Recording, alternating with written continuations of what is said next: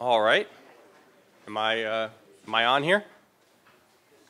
Oh, okay, great. Good afternoon, everyone. Welcome to the Uncommon Core lecture, the causes and consequences of the Ukraine crisis. My name is Michael Volchak. I attended the university from 1986 to 1991. I got a bachelor's in political science and a master's in international relations. Professor Mearsheimer was a tremendous influence on my life, completely revolutionizing my worldview, changed how I looked at international relations, politics, just everything. In fact, he was such a big influence on my life that,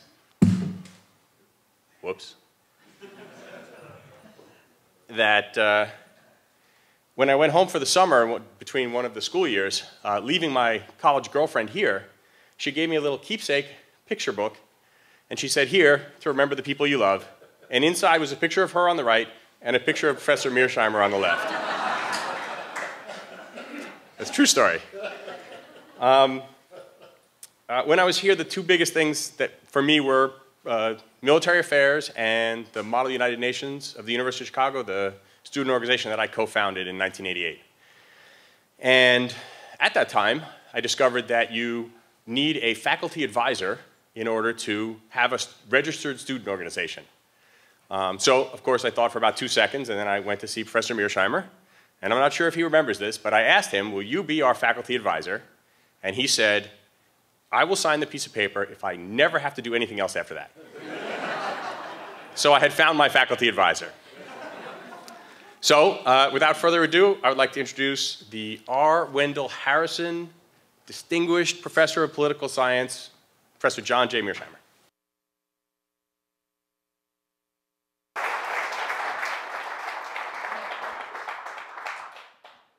Thank you very much for that kind introduction. Thanks all for coming out to hear me talk.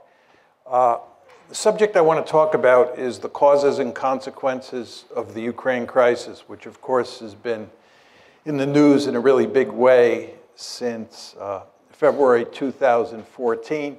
And indeed, there was a big story on the civil war in eastern Ukraine in the newspapers this morning. The outline I'd like to follow is I'd just like to make a number of preliminary comments to give you some background on this crisis. Then I'd like to give you my thinking on what caused the crisis. Then tell you why I think the conventional wisdom is wrong. Talk a little bit about the West's response so far to the crisis, which is just, in my opinion, making a bad situation worse. And tell you what I think should be done. And then finally wrap up with some discussion of the consequences.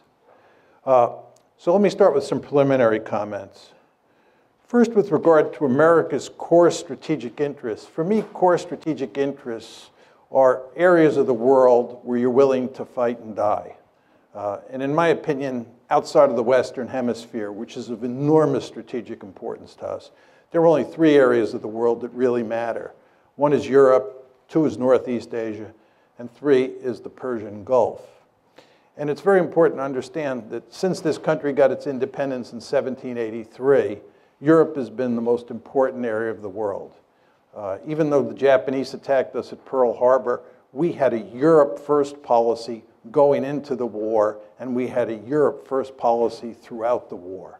And it's in large part because the great powers in Europe are more important than the great powers in Northeast Asia over time. And of course, the Persian Gulf was an important area because that's where the oil is, and oil is a critical resource that matters greatly in the international system. So those are the 3 most important areas outside the Western Hemisphere. And again, since the beginning of this country, Europe has been number 1.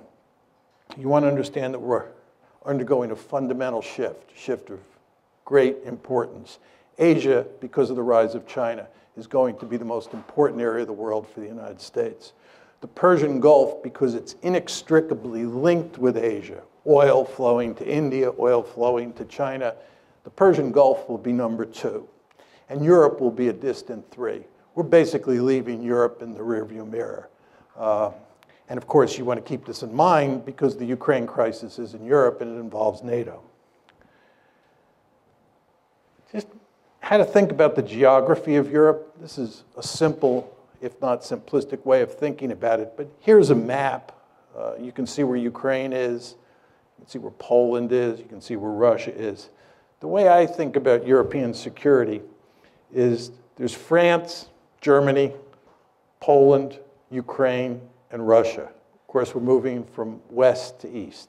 These are the big kahunas. These are the big countries that matter. And of course, the two countries that matter the most historically are Germany and Russia, or for most of the 20th century, Germany and the Soviet Union. And I put them in red because, as you well know, both Germany and the Soviet Union fought bitter wars in Poland, in Ukraine, and we could add in Belarus as well, if need be. But as we go along here, you want to keep in mind that Ukraine is right next to Russia, and Poland is right next to Ukraine. And then out further west is Germany and France. Take this a step further. This is the ethnic breakdown of Ukraine. I'm going to show you a number of maps, all of which are designed to show you that Ukraine is a badly divided country, and what's taking place inside Ukraine today is in good part a civil war. And to that extent, it doesn't have that much to do with what the Russians or the West are doing there. And as you can see in red are mostly Ukrainian-speaking people. And then as you move further east, you're talking about lots of Russians and certainly lots of Russian speakers. This is the Ukraine election of 2004. This is the election in the wake of the famous Orange Revolution, which I'll talk more about.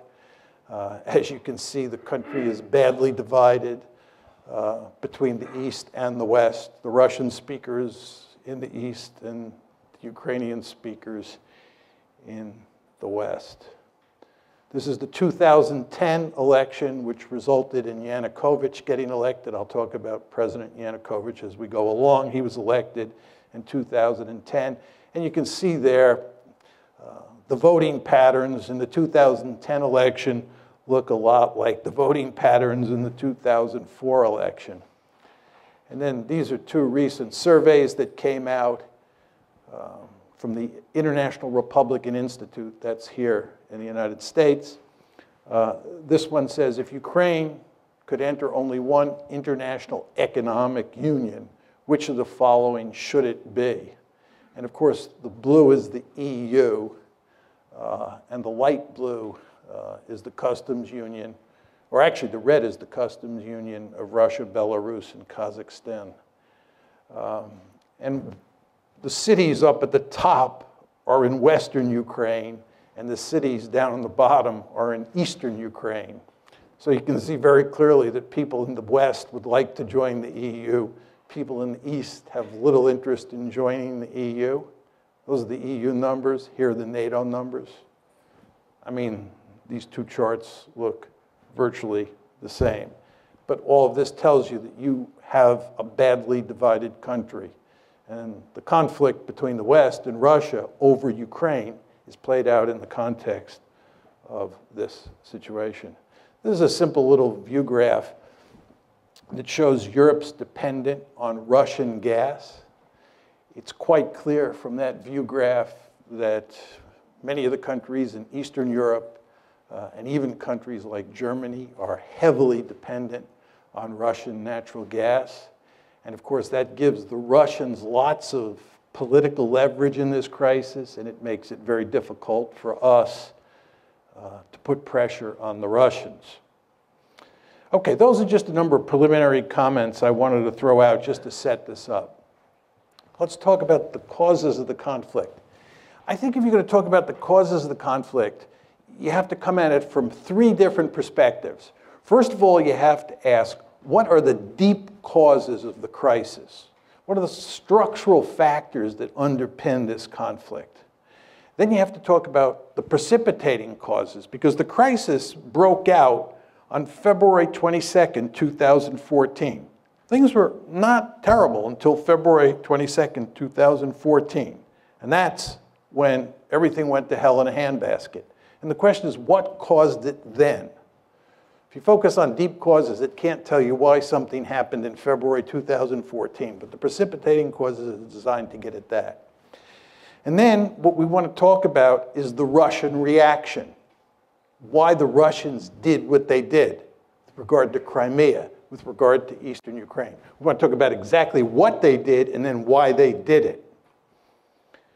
So let's start with the deep causes. My argument is that the West is principally responsible for this mess, not the Russians. This, of course, is not the conventional wisdom in the United States. And in fact, except for Steve Cohen, who's now at Princeton, now at NYU, he used to be at Princeton, Henry Kissinger, and maybe a handful of other people, there are not many people who agree with me. But I think the facts are quite clear on this, that the West is responsible. And my aim is that the main deep causes, the aim of the United States and its European allies, to peel Ukraine away from Russia's orbit and incorporate it into the West. Our basic goal has been to make Ukraine a Western bulwark on Russia's border. And Russia says, this ain't happening, period, end of story. And we will do everything we can to make sure it does not happen. That's the deep cause. Now, take it a step further. There are three key elements in our strategy. The first is NATO expansion, and in many ways the most important. And I'll talk in some detail about that in a second. But as you all know, since the Cold War ended, starting with the Clinton administration, we have been moving NATO eastward toward Russia's border. And the Russians have said, this is an absolute no-no. And I'll walk you through the story in a minute. Second is EU expansion.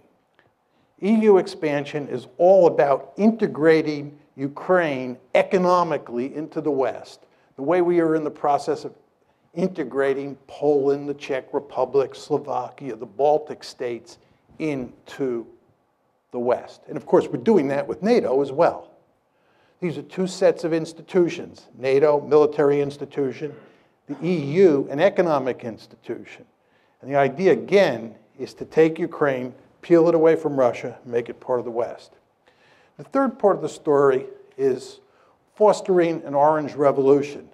This is all about promoting democracy in Ukraine and in other places. As you all know, the United States runs around the world trying to topple regimes and put in their place democratically elected regimes. And for almost all of you, me included, it's hard to be against promoting democracy. We all love democracy. But if you're Vladimir Putin, or if you're part of the leadership in Beijing, when the United States talks about democracy promotion, that means toppling your regime. And you won't be surprised to hear this. They don't like that in Beijing, and they don't like that in Moscow. Right? They do not like that. Right? The Chinese believe that we're behind the protests in Hong Kong.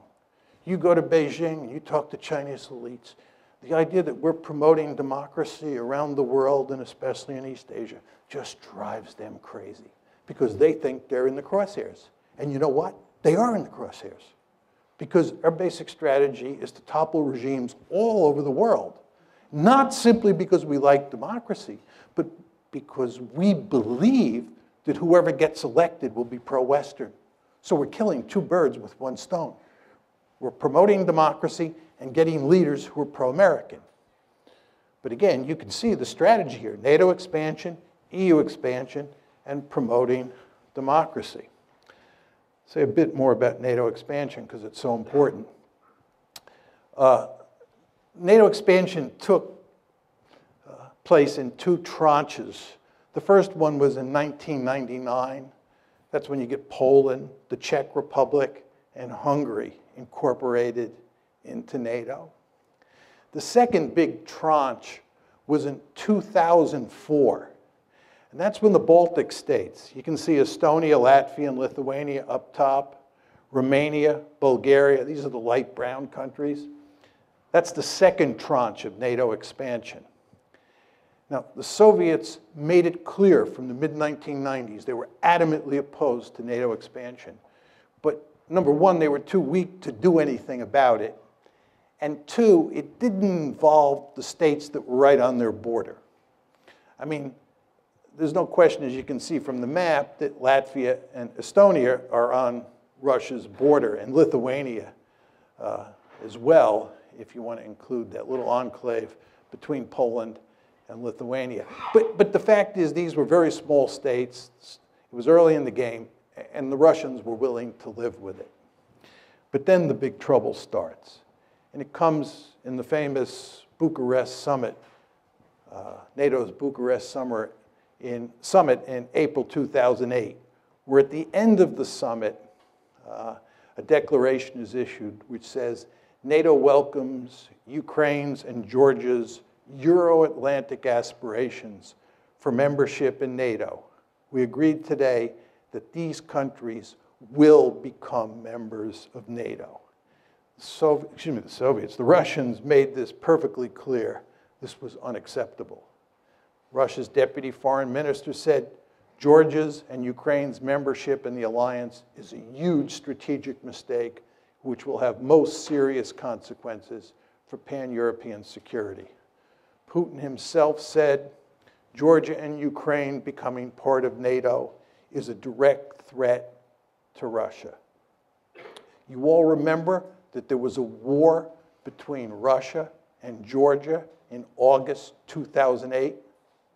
That war was a consequence of this, because the Georgians thought we were sending them a signal that they could get uppity with the Russians and we would back them because they were going to become part of NATO.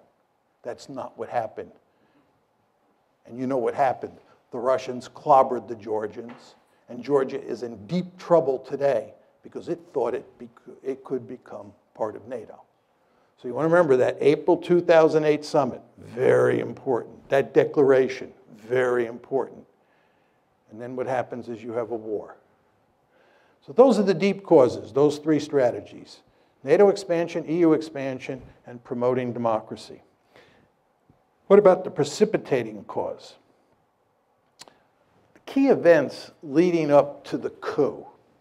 It's the coup of February 22nd, 2014 that's of enormous importance. That's what really throws the crisis into gear. Just think about that word, coup. Orange Revolution, promoting democracy, the coup, February 22nd, 2014. So the question is, what causes the coup? It all starts in November of 2013. At that point, Yanukovych, President Yanukovych, who's the head of Ukraine, is negotiating with the EU to form an association agreement that brings the EU and Ukraine much closer together. It's a step in the direction of incorporating Ukraine into the European Union, or to put it in slightly different terms, incorporating Ukraine into the West. The Russians make it clear that this is unacceptable. The Russians are willing to do a deal that involves the EU, Russia, the IMF, and Ukraine. But the idea that Ukraine is going to do a deal exclusively with the EU and the Russians are going to be left out in the cold is not something that Putin is willing to countenance. He puts significant pressure on the Ukrainians. He offers them a terrific deal. And as you can imagine, the EU is not offering Ukraine a particularly good deal because you know how much corruption there is in Ukraine. And the EU wants Ukraine to eliminate that corruption, which the Ukrainians really don't want to do. So what Putin does is not only make it clear that that deal is not going to happen, but he often offers a sweetheart deal of his own. So Yanukovych, on November 21st, says no to the EU. This leads to a series of protests. The Ukrainian government, truth be told, under Yanukovych, overreacts to the protests, which causes them to spiral out of control. And in January of 2014, you can see there, January 22nd, 2014, you have your first 2 deaths in the protests. These are the Maidan protests. And then in the February 18th through February 20th time period, lots of people die. It's really messy. And what happens is that a number of European foreign ministers, the German foreign minister, French foreign minister, they fly to Kiev, and a deal is worked out to have elections that will, in effect, remove Yanukovych from power. But the protesters refuse to accept the deal. And there are significant fascist elements among the protesters who are armed, right? There's killing on the Maidan. And as a result, Yanukovych flees for his life to Russia. And this all happens on February 22nd. And, oh, did I not have that slide on? I'm sorry. One of the problems with this lectern is you can't see. I'm sorry, that's the slide that has all the key events. Oh, gosh. Sorry. I have two slides up here, so I lost track of the fact. So here are the key events after the coup. On February 23rd, Parliament votes to repeal minority language laws in the East. This is basically the Russian language. And then on February 27th, Russian units begin seizing checkpoints in the Crimea. On the 28th, additional Russian forces begin moving into the Crimea. The Russians didn't conquer or invade Crimea. Excuse me, the Russians didn't invade Crimea. They were already there because they had a leasing agreement. There's a naval base at Sevastopol, and the Russians were leasing that naval base from Ukraine. So they had military forces there. So when it says Russian units begin seizing checkpoints on the 27th, those were Russian units that were already there. Then additional Russian forces begin moving in on the 28th. And then on the 6th, the 16th, and the 18th, you have a scenario, you have a handful of events that lead to Russia incorporating Crimea. And then, of course, shortly after that, conflict breaks out in eastern Ukraine. And although we do not have a lot of hard evidence that the Russians are physically involved in eastern Ukraine, I think it's quite clear that they are physically involved, that there are Russian troops there. How many is very hard to tell from the outside. I think it's very clear that the Russian government is going to great lengths to make sure that those pro-Russian forces in eastern Ukraine are capable of maintaining a certain amount of independence. And I'll talk more about this in a second. Okay, understanding the Russian response. What is the Russian response? Two parts. First is they took Crimea and they're not giving it back. Crimea is gone. Second is what they're doing is not trying to conquer Ukraine. There are many people who say the Russians are going to go on a rampage, they're going to try and reestablish the Soviet Union or a greater Russia, and so forth and so on. That's not going to happen. Putin is much too smart for that. You remember what happened when the Russians invaded Afghanistan? You remember what happened when we invaded Afghanistan? You remember what happened when we invaded Iraq? You remember what happened when the Israelis invaded southern Lebanon? You want to stay out of these places. In fact, if you really want to wreck Russia, what you should do is encourage it to try and conquer Ukraine. Putin, again, is much too smart to do that. What Putin is doing is he's basically in the process of wrecking Ukraine, and he's telling the West in very simple terms, you have two choices. You either back off, right? And we go back to the status quo ante before February 22nd, 2014, where Ukraine is a buffer state, or you continue to play these games where you try and take Ukraine and make it a Western bastion on our doorstep, in which case we'll wreck the country.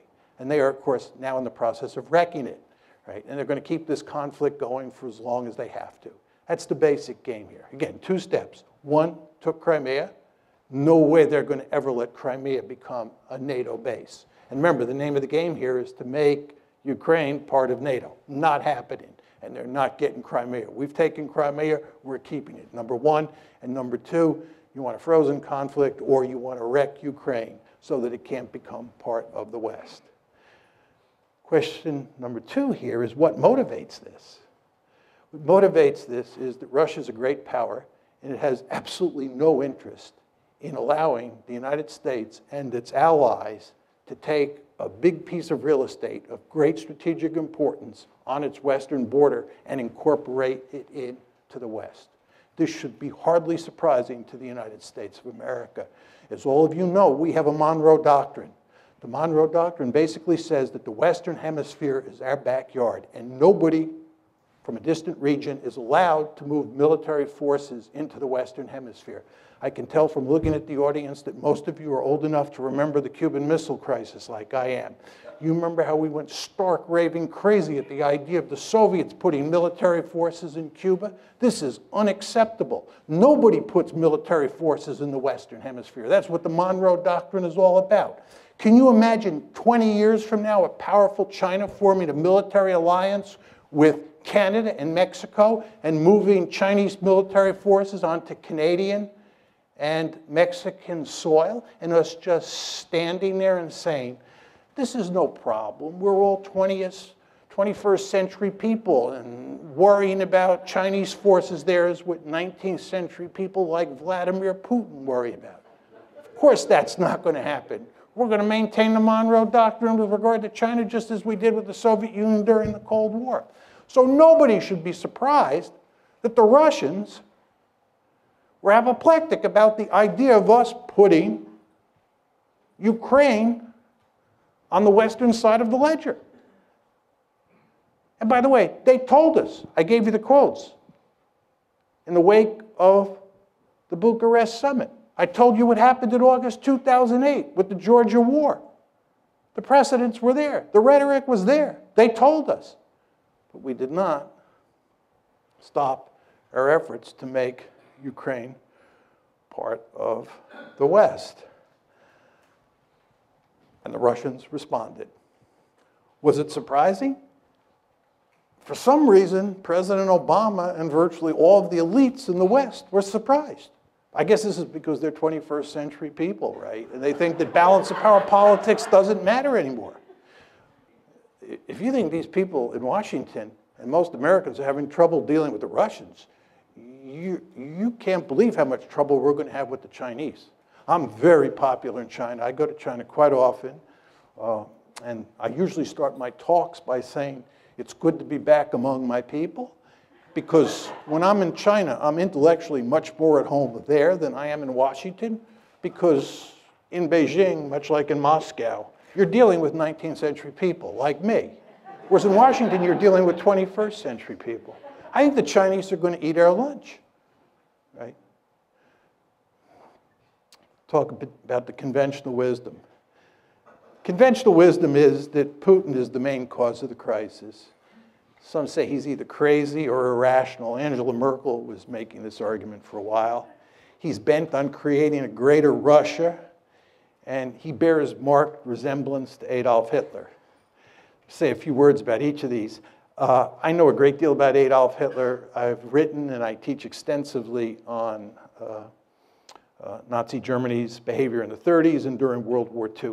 The idea that he bears any resemblance to Adolf Hitler is laughable in the extreme. It's hard to believe that serious people make that argument. The idea that he's bent on creating a greater Russia, I think if he could do it, he'd do it. He can't do it. Russia's a declining great power. And as I said to you before, if they were to try and create a greater Russia by invading Ukraine and by invading the Baltic states, they'd be jumping into the briar patch. In fact, again, if you want to wreck Russia, what you should do is tell them to try and create a greater Russia. It will lead to no end of trouble. I think Putin is much too smart for that, and he is in the process of wrecking Ukraine. I want to make that clear. And he's wrecking Ukraine because he's basically saying to the West, you can't have it, and I'll wreck it before you take it. Is he crazy or irrational? I don't think so. I think he's very strategic. And I don't think he's the main cause of the crisis, as I said to you. Another set of arguments associated with the conventional wisdom. This is that the United States is a benign hegemon seeking to promote European stability, seeking to promote stability in Asia, all over the globe, and so forth and so on. There's some countries like Japan and Germany, for sure, Poland, who view the United States as a benign hegemon. There are many countries out there who do not. Iran is one, China's another, and Russia's a third. They just don't see it that way. And because they don't see it that way, you should understand that when you take measures, you meaning the United States, that you think are going to be interpreted as benign, the other side will not see them that way. They will see them as threatening. This gets back to my point about democracy promotion. We believe democracy promotion is an unalloyed good, and we can't understand why people like Putin and the leaders in Beijing don't understand this, but they don't understand it. And if you don't recognize what other people think, you're incapable of putting yourself in their shoes, you're going to get yourself into a heck of a lot of trouble.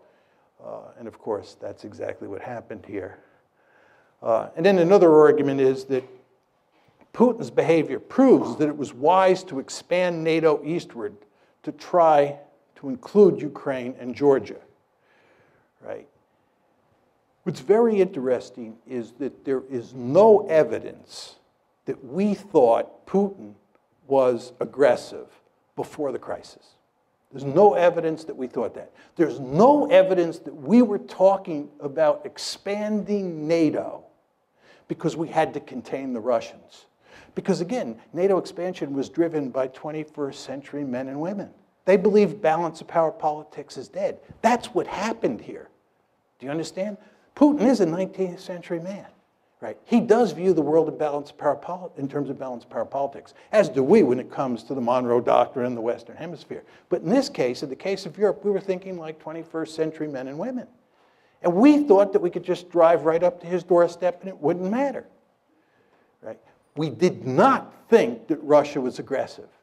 What happened here is that after the crisis broke out on February 22nd, we then decided that Russia was aggressive. We then decided that Russia was bent on creating a greater Russia. It was after the fact. And by the way, this is why President Obama and virtually all of Washington was caught with their pants down when this crisis broke out after February 22nd, because they did not see it coming. Talk a little bit about our response. We're basically doubling down. We're getting tougher and tougher with the Russians. That's our strategy. And that's exactly what you'd expect if you're going to blame them, given that we're incapable of blaming ourselves because we never do anything wrong. You all know that. All the problems in the world are caused by everybody else, never by the United States, because we're a benign hegemon. Well, if we're the good guys and they're the bad guys and they're misbehaving, they're bent on creating a greater Russia, oh my God, this is the 1930s all over again. Any sort of concession to Putin is Munich, October 1938. Can't do that, so what you do is you double down. You get tougher and tougher. Then this brings us to the question of whether we can succeed or not. My argument is you're playing a losing hand, right? And the reason you're playing a losing hand is because this is a competition between economic considerations and security considerations.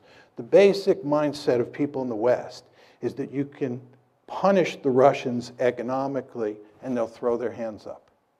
My argument is when security considerations are at stake, when core strategic interests are at stake, and there's no question, ladies and gentlemen, in Russia's case, this is a core strategic interest, countries will suffer enormously before they throw their hands up. Right? So you can inflict a lot of pain on the Russians, and they're not going to quit. And they're not going to quit because Ukraine matters to them. And by the way, Ukraine doesn't matter to us. You understand there's nobody calling for us to fight in Ukraine. Even John McCain, who up until recently has never seen a war he didn't want to fight, right, is not calling for using military force in Ukraine. What John McCain is saying is that Ukraine is not a vital strategic interest for the West. That's what he's saying. It is a vital strategic interest for the Russians. They've made that perfectly clear, and not just Putin, right? So in terms of the balance of resolve, it's all on their side. And I showed you that slide up there that depicted how much economic leverage the Russians have because of all that natural gas going westward. So we're playing a losing hand here. But let's assume that I'm wrong. Let's assume that we're playing a winning hand and that we are capable of backing Putin into a corner. and we're getting close to pushing them off a cliff. Is this good? You're talking about a country that's got thousands of nuclear weapons. And the only circumstance, really, under which states use nuclear weapons is when they're desperate, when they think their survival is at stake. So what you're talking about is putting Putin in a situation where he's desperate. And if you go home and Google Putin and nuclear brinksmanship, you'll be reading all the articles that come up for the next 2 years, right? Because he's making it clear that you're fooling around with his core strategic interests. And again, he's got thousands of nuclear weapons. So you're putting yourself in a position, right? You're putting yourself in a position where you're willing to risk a possible nuclear war over a piece of real estate, Ukraine, that is not of vital strategic interest to the United States. Again, it's not of vital strategic interest to us. By the way, and this will be my final point on this, what's truly amazing about all of this is that we were talking about incorporating Ukraine into NATO when we have now acknowledged by not taking military action over Ukraine that it's not a vital strategic interest.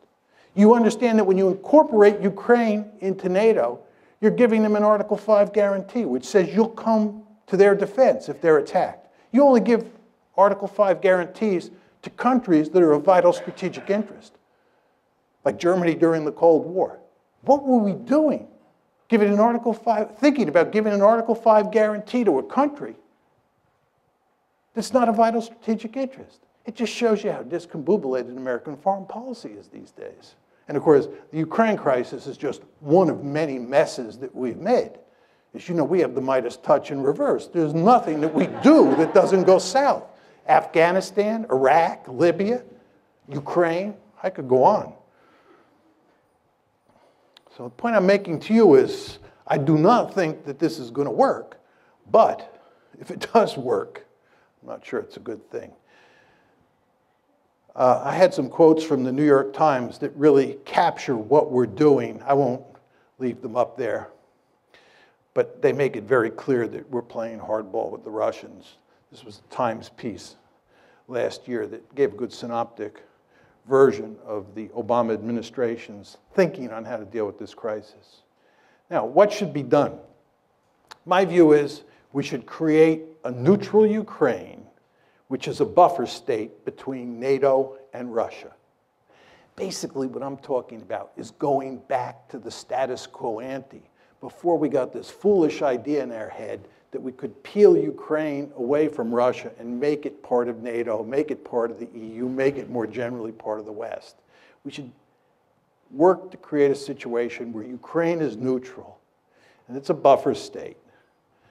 Just to go back to my simple or simplistic graphic, depending on your views, right? This is how I think about European security. This is what you want. You want NATO to include France, Germany, and Poland.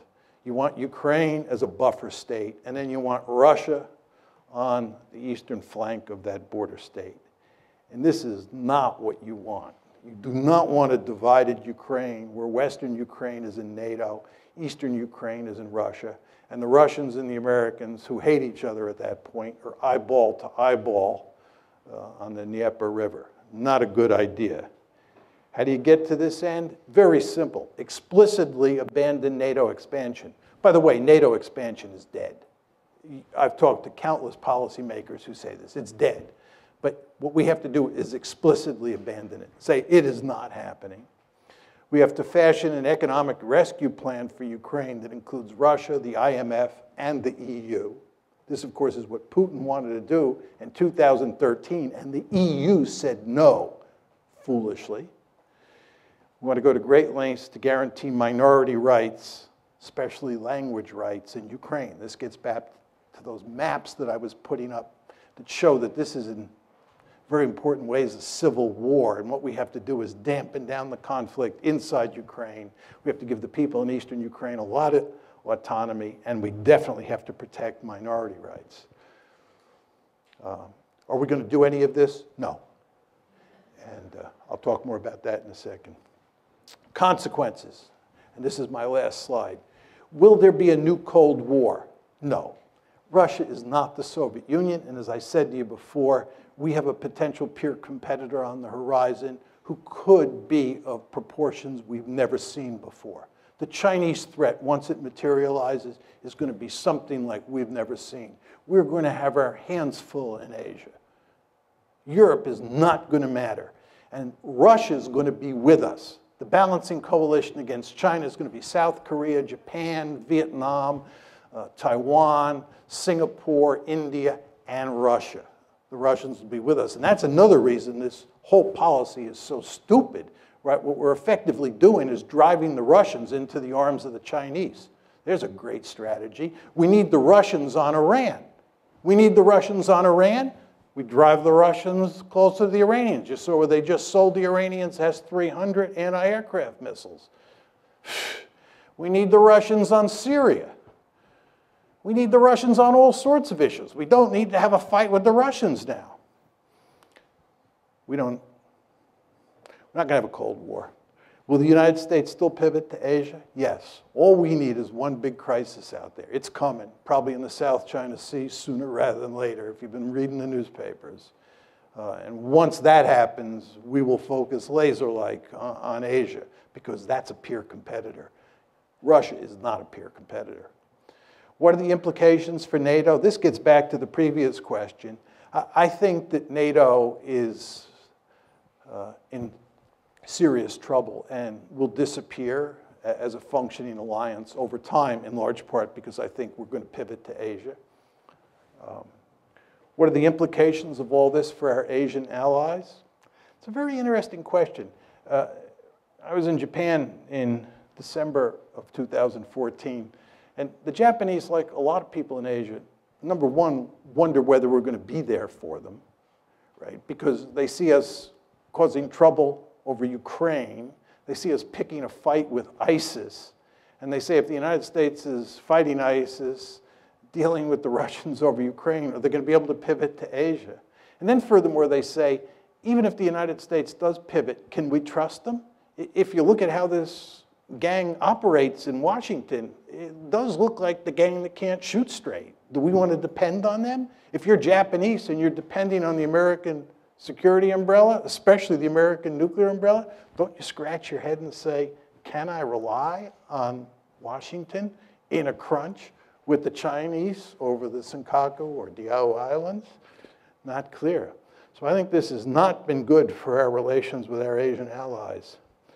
What are the implications for Iran and Syria? As I said before, remains to be seen. We need the Russians on Iran. We need the Russians on Syria. And you take a stick and you poke the Russians in the eye, and you continue to poke them in the eye, they're going to look for ways to retaliate. And I wouldn't be surprised if somewhere down the road they don't play ball with us on Iran. We don't get a deal with the Iranians. Be interesting to see what the Russians then do. See if they're interested in maintaining a sanctions regime. And Syria is a total mess, as you know, and if there's any hope of resolving that, the Russians are going to have to be involved. And again, it's going to be hard to get a lot of cooperation, given what's going on over Ukraine. Is Crimea lost to Russia for good? Yep, it's gone, gone.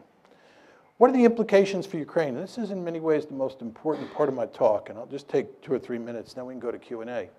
When I give this talk, many people in the West think that there's sort of a deep-seated immoral dimension to my position because I'm blaming the West and not Putin, who certainly has authoritarian or thuggish tendencies. There's no question about that.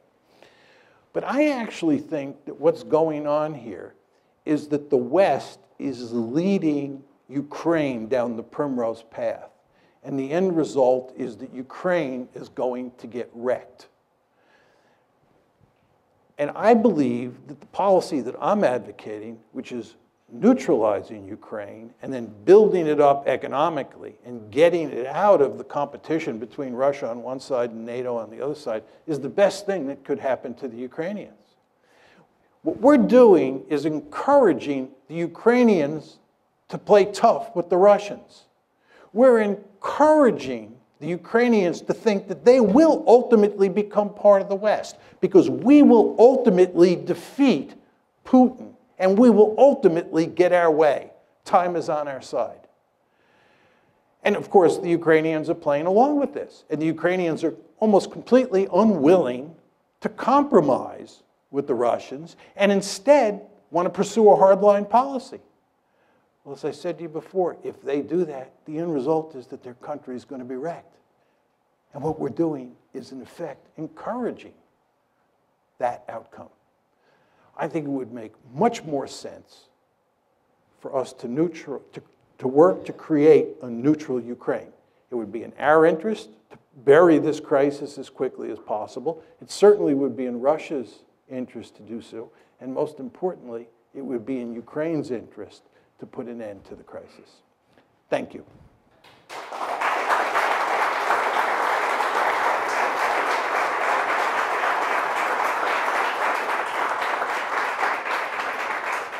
I'll be happy to take questions. I would just ask people if you would stand up and just identify yourself quickly.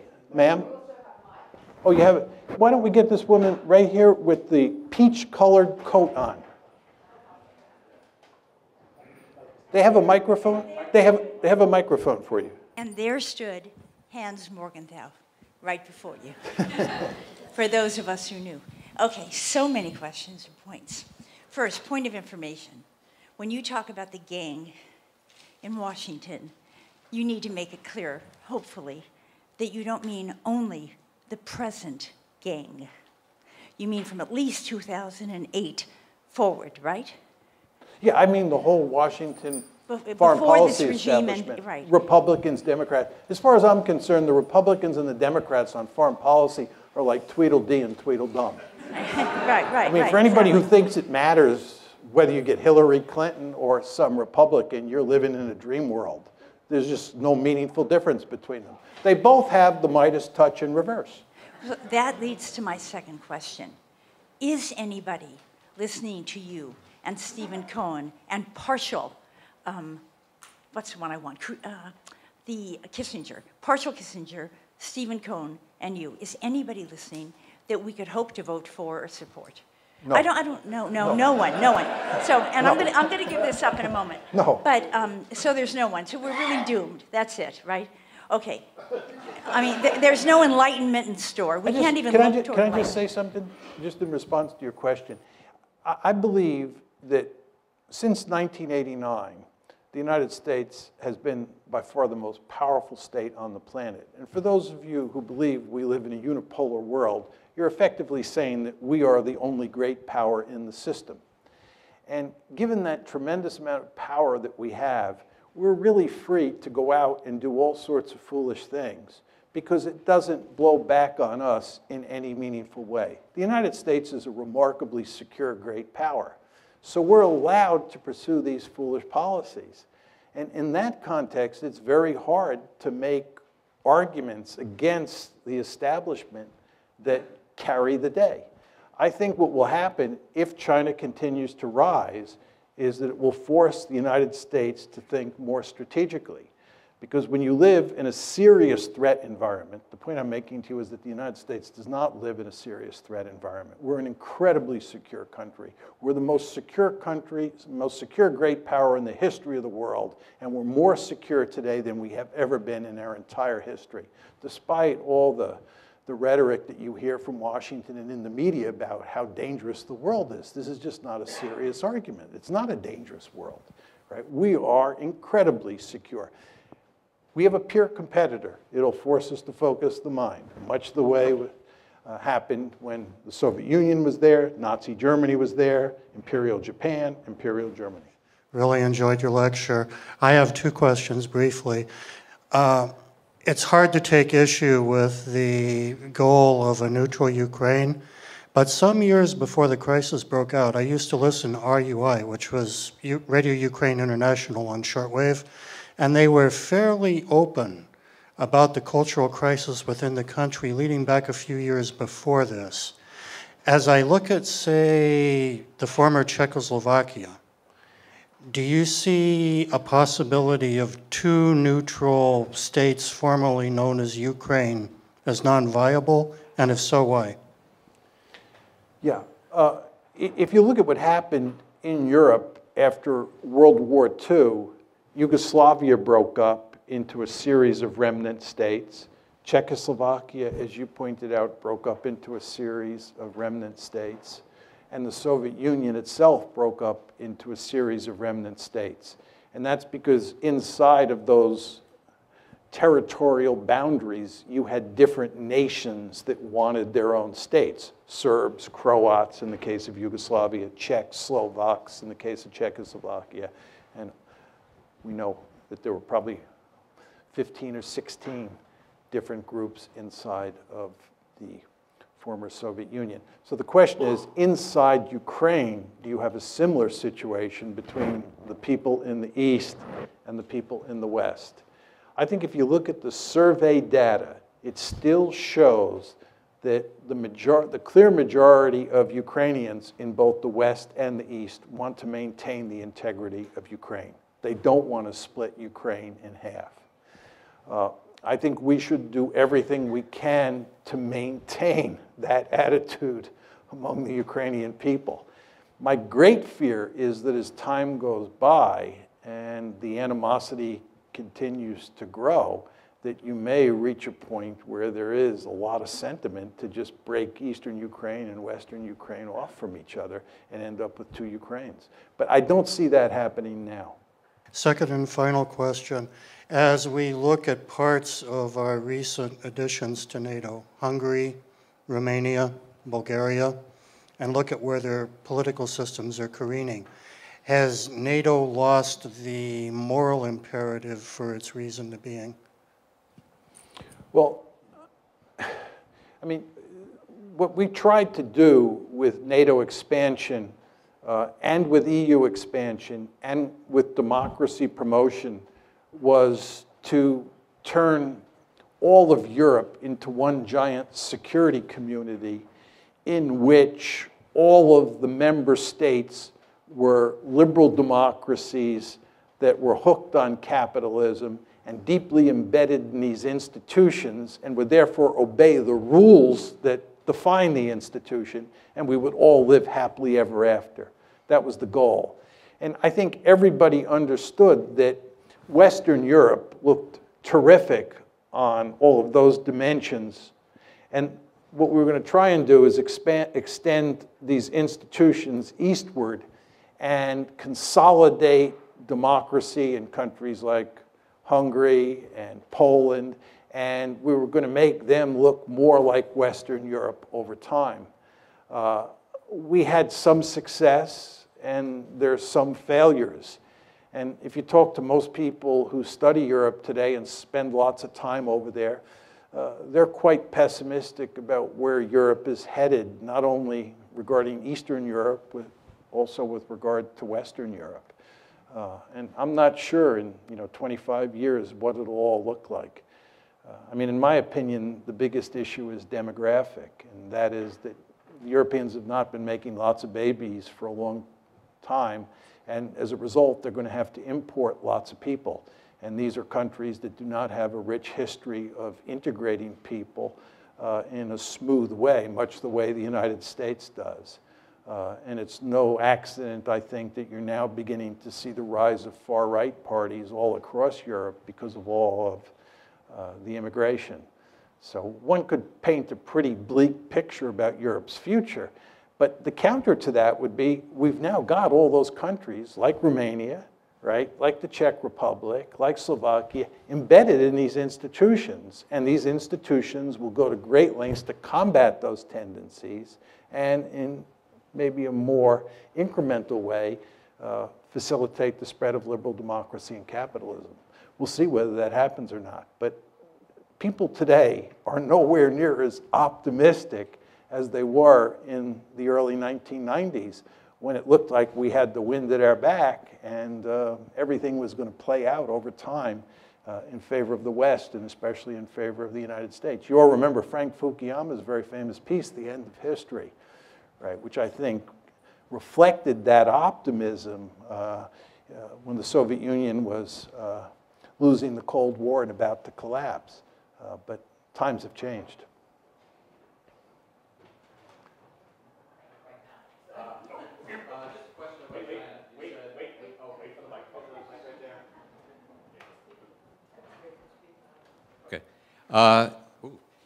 You said, quote, we're going to have our hands full with China.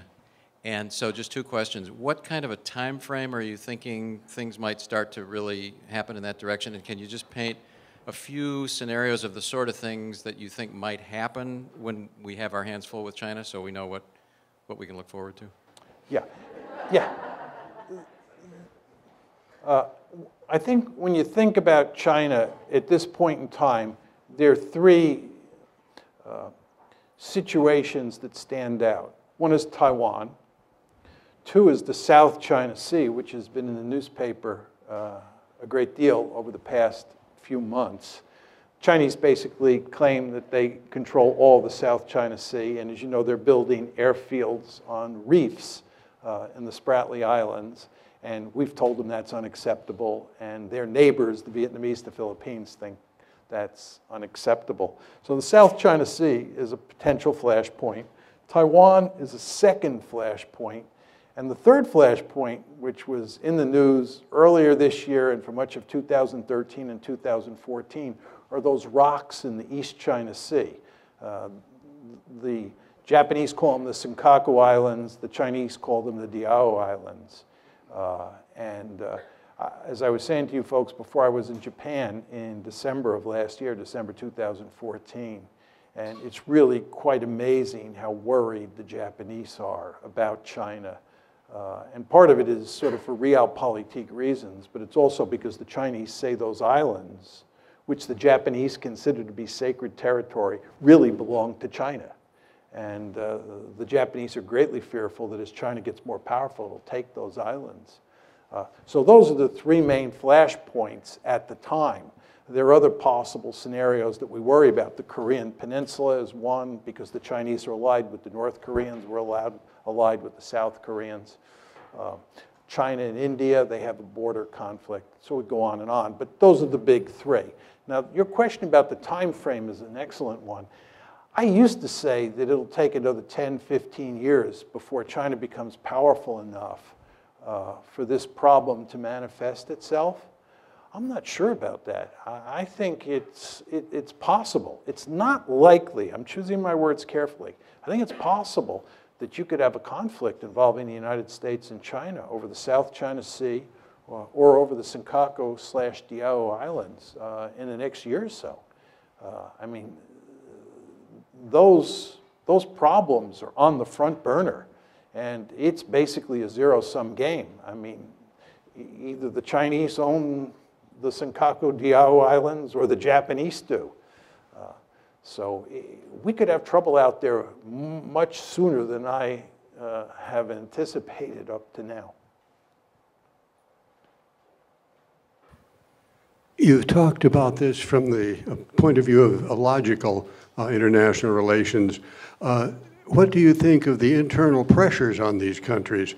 Putin has a historically restive population, highly nationalistic, and in major economic troubles now, he may be responding to pressure from his own population to deal with this. On a smaller scale, we see Netanyahu responding to his population, settlers and so on, and disrupting part of the Middle East. Do you see that happening here with the radical right, say, and the neocons influencing Washington policy? I think just with regard to the United States and the neoconservatives, I think the neoconservatives have been one of the principal driving forces behind America's foolish foreign policy since 2001. But as I said before when I was talking about the Republican Party looking like the Democratic Party, there's not a lot of difference between the neoconservatives and the liberal imperialists. The liberal imperialists are the aggressively oriented Democrats, and the neoconservatives are the aggressively oriented Republicans. But they look a lot like Tweedledee and Tweedledum. So the neoconservatives matter for sure, and they mattered during the George W. Bush administration because he was a Republican president. But it's not just the neoconservatives, right? And the fact is that you have a foreign policy establishment here that is interested in intervening all over the world. You have a foreign policy establishment that's filled with people who believe that we have a right and a responsibility to intervene all over the planet. And that leads to unending trouble when you don't have the magic formula for winning the wars that you get into. See, the problem that we have is we have this interventionist foreign policy that leads to us losing all the time. It's really quite remarkable. But just with regard to your point about ideology, I think you do not want to underestimate how important nationalism is, both in the Chinese context and in the Russian context. You were alluding to the Russian case, but let me just say a few words about the Chinese case. And this is why, getting back to this gentleman's previous question, I worry so much now about Japan and China getting into a shooting war over the rocks in the East China Sea. The problem that the Chinese face is that communism, which is the governing ideology, no longer has much legitimacy. And they've had to find a substitute ideology. And by almost all accounts, the substitute ideology is nationalism. Right? And at the core of Chinese nationalism is what's known as the century of national humiliation. Chinese nationalism emphasizes that between roughly 1850 and 1950, that 100-year period, China was humiliated. And it was humiliated by the European great powers, the United States with the open door policy, and especially by Japan. And the Chinese are really just angry about this.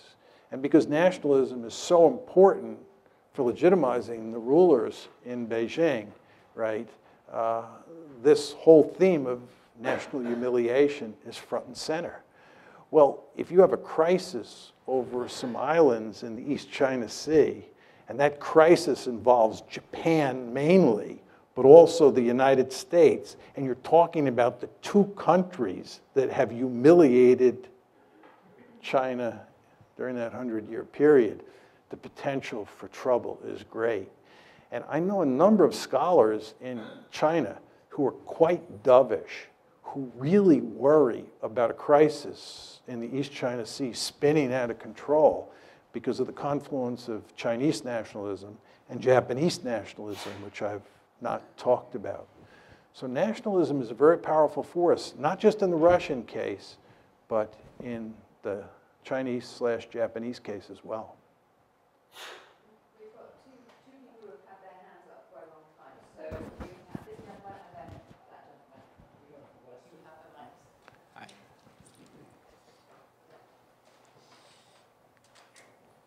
Hi, I'm Adam Chekhov. Actually, I just graduated last year. And Could you talk a little louder? Sorry. Hi, I'm Adam Chekhov. I graduated last year also. Thank you for signing the piece of paper that allowed for Molly Wen to exist as someone who participated in MUN for all 4 years. But two questions. One, this is pretty quick. You talked about like Russia offered Ukraine a deal involving Russia, the EU, the IMF, Ukraine. Can you like lay out the specific terms of that deal? And in 2013. Yeah, 2013 when they offered them the deal. And two, this is a little more in depth. What's the first question though? What were the terms of the deal exactly? I'm not the sure. terms of the deal Russia You want me to outline Ukraine. the terms of the deal? Yes, I don't know, I honestly don't know what the terms of the deal were. Okay, well then we'll just skip that one. But okay, I guess the impression that I've had is that like you do have several, well certainly like the U.S. is trying to back Russia into a corner. You do have several like people in Germany, like especially mostly in Merkel's coalition partner, the SPD, like in their cabinet, I think Sigmar Gabriel is one who is pushing for like a more diplomatic solution towards the Ukraine crisis. So in the long term, can you see like potentially Germany, which is at this point Europe's one of their most powerful states, potentially like serving in this crisis, metaphorically speaking, as the sort of the good cop to U.S.'s bad cop, so to speak? Yeah, this is a great question. As you all know, Germany is the most powerful country in Europe, I showed you the map where I told you that Germany and Russia were of enormous importance for thinking about Ukraine. So the question is, how do the Germans think about this? Initially, when the crisis first began, after the February 22nd coup, I thought the Germans would prevail on the Americans to behave smartly and to slowly but steadily just back off and work out some sort of deal. Very importantly, remember I told you about the famous April 2008 Bucharest conference, and I told you what was said in the final declaration, that Ukraine and Georgia would become part of NATO? It's very important to understand that the reason that we did not take concrete steps during the Bucharest crisis to move to include Ukraine and Georgia was because of German and French, but mainly German resistance. Angela Merkel said, bringing Ukraine and Georgia into NATO is a prescription for disaster. The United States, though, prevailed on getting that statement in the final declaration that I read to you. So based on that, I thought the Germans would play a key role in tamping down American enthusiasm for doubling down. I proved to be wrong. And if anything, Angela Merkel has been a bit more aggressive towards the Russians than President Obama has. It's really quite striking. And therefore, I don't hold out much hope for the Germans. One final point I would make about this. I've actually spoken on this subject in Germany. In early March, I was in Germany. I was in Frankfurt, and then I was in Berlin, talking to different groups. And my view of the Germans is that as a consequence of World War II, the Germans don't want to be out front on any issue. The Germans, to put it rather crudely, are afraid to look at themselves in the mirror, right? And the idea of them taking the lead, it horrifies them across the entire political spectrum. So my message to the Germans when I talked to them was they should be more bolshy when they talk to the Americans. They should tell the Americans more emphatically that they're wrong and we should be doing this instead of that. And that line of argument gets remarkably little traction because, again, the Germans just, they don't want to get too far out front on this. So I don't see much hope that things will change. Final point I'd make on this, what I find very striking about this whole situation, as I was saying before, I think Steve Cohen, Henry Kissinger, me, and there are a handful of other people, my friend Steve Walt, who've kind of been arguing the position that I laid out for you here today, but we are definitely in the minority. A tiny minority. And what I find very interesting is the extent to which the media here and the media in Europe parrot the conventional wisdom, and the extent to which it's very difficult for people who represent the position I've staked out to be heard, right?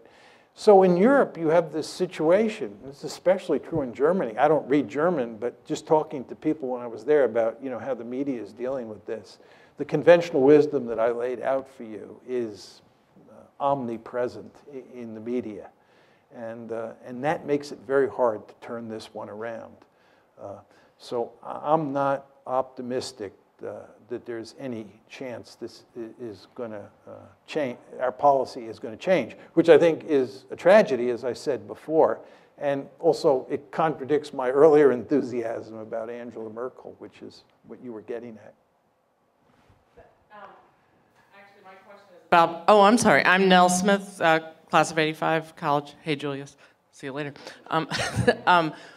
About the Bucharest directly, I have a friend that was teaching in Russia this summer and said that people were just, for those, I speak Russian and been to Soviet Union and then post, I mean, suddenly it's not, you're no longer a rock star now, apparently, if you're American and you're on the streets of Moscow, like we're used to, people my age. she said people were coming up to her saying, "What are you doing? Why you and the Germans have caused all of this? You got all these rebels in Ukraine. You organized them secretly in Kiev." And it was kind of, but now listening to you, it's like, that's actually not that far off, it sounds like. I mean, we didn't organize them, but basically we kind of told them, yeah, go ahead, because we're going to help you, right? Is that, okay. Well, let me make a couple points, very important points. With regard to my response to the gentleman who's directly behind you about nationalism, this is Russian nationalism coming to the fore. And a lot of what you see in the American case is American nationalism coming to the fore. You've all heard the famous saying or infamous saying, "My country, right or wrong," right? And there are just all sorts of Russians, who are furious at the West, and they're rallying around Putin. One of the reasons that many people think that Putin started this whole thing was because it so improved his standings in the polls or with the Russian public, because people behaved the way you said. So people said he started this crisis for that reason. But my point to you is we should be hardly surprised. And this gets back to the China-Japan example. And this is a very scary dimension to a lot of these conflicts. But I just want to say one other thing. I've done all the research for a book on the German killing machine in World War II. I know a great deal about who the Germans killed, how they killed them, and so forth and so on. Some of you here have probably taken my course, War on the Nation State, where I talk about the origins of the Holocaust, the origins of the war on the Eastern Front, killing of Soviet POWs, and so forth and so on. But my estimate is that Hitler murdered, this is not killed in combat, Hitler murdered 22 million people. And if you look at how that war played itself out in places like Ukraine, there were people in Ukraine who sided with the Germans, and the vast majority of people, of course, fought against the Germans. But the consequences of that war are inextricably bound up with what's going on now. And the mere fact that there are, some reasonably small number, but nevertheless some fascists, real fascists, involved in Kiev just spooks the Russians like you would not believe, right? And a lot of those fascists and people on the far right hate the Soviet Union for all the obvious reasons, see the Soviet Union / Russia as largely responsible for all the killings that took place in Ukraine on the part of the Soviet Union, not the Germans, right? War history coming in. So what's going on inside Ukraine is inextricably bound up with World War II. And then the point that I tried to make to you, although I didn't develop it at length, is that NATO, which is a Cold War institution, right, is inextricably bound up with the Cold War. And from a Russian point of view, this military alliance moving up to its doorstep, which was a mortal foe for 45 years, is going to spook you. And if you have a coup in Kiev and some of the people who come to power have fascist tendencies or are fascists, however you want to define that term, it's going to have really huge consequences, right? So this is an incredibly messy situation. And in the context of all this, what we've done is doubled down. And we do not pay much attention to history because it was not a history that concerned us in any meaningful way, because it was on the eastern half of the European continent. But the potential for trouble here is just very, very great. One more? No more. I can't take any more questions, so you'll have to ask me afterwards. I'll answer your question afterwards. Mike told me that.